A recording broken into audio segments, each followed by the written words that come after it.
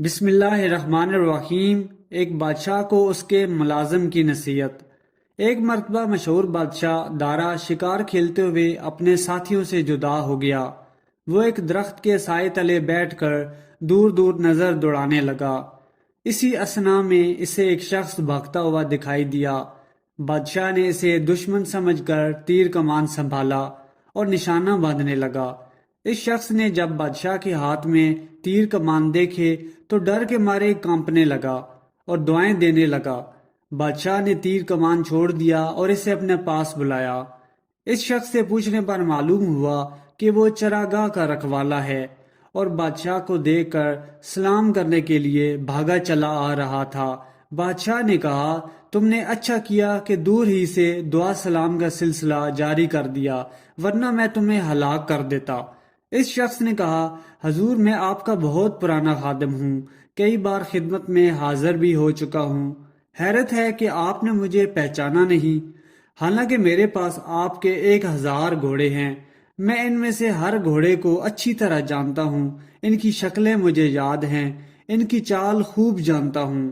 آپ جس گھوڑے کا اشارہ فرمائیں گے پل بھر میں لا کر پیش کر دوں، اور یہ میرا ہنر نہیں، فرض اور ذمہ داری ہے۔ بادشاہ بھی میری طرح اپنی رعایا کا پاسبان ہوتا ہے۔ بادشاہ کو بھی اپنی رعایا کا سب حال جاننا چاہیے، اپنے ہر ملازم کو پہچاننا چاہیے۔ بادشاہ اپنے ملازم کی باتیں سن کر حیرت زدہ رہ گیا۔ اس حقائق کا نتیجہ یہ ہے کہ ہر ایک کو اپنی ذمہ داری کا احساس کرنا چاہیے۔ حضرت لقمان کی حکمت و دانائی۔ حضرت لقمان نیک آدمی تھے۔ وہ ایک شخص کے غلام تھے جو ان کو اپنے تمام غلاموں میں حقیر ترین سمجھتا تھا۔ وہ امیر اپنے غلاموں کو باغ سے پھل توڑنے کے لیے بھیجا کرتا تھا۔ لقمان بھی ان کے ساتھ جایا کرتے تھے۔ وہ بظاہر سیاہ فام تھے لیکن بڑے نیک سیرت اور دانش مند۔ دوسرے غلام توڑے ہوئے پلوں میں سے اکثر خود کھا جاتے تھے۔ ایک دفعہ مالک کو خبر ہو گئی تو غلاموں نے اپنی گلو خراسی کرانے کے لیے سارا الزام حضرت لقمان پر رکھ دیا اور کہہ دیا کہ سب میوے لقمان چٹ کر گیا ہے۔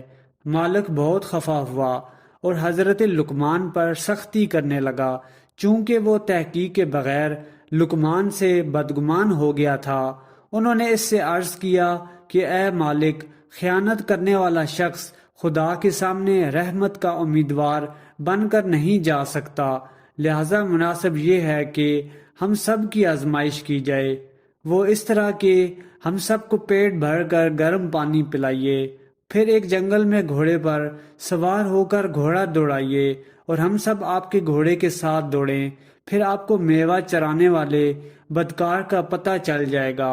مالک نے اسی طرح کیا اور تمام غلاموں کو گرم پانی پلا کر چکر کے ساتھ ایک بڑے میدان میں خوب دوڑایا۔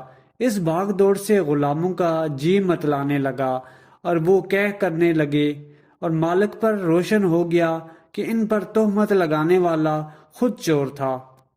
اس حقائق کا نتیجہ یہ ہے کہ حضرت لقمان نے اپنی عقل مندی سے کس طرح اپنے اوپر لگے الزام کو غلط ثابت کیا۔ جب حضرت لقمان کی دانائی ایسا کر سکتی ہے تو اللہ تعالیٰ کی حکمت کھوٹے کھرے کو الگ کرنے میں کیا کچھ کر سکتی ہے۔ اس لیے ہمیشہ وہ کام کریں جس سے اللہ تعالیٰ خوش ہو۔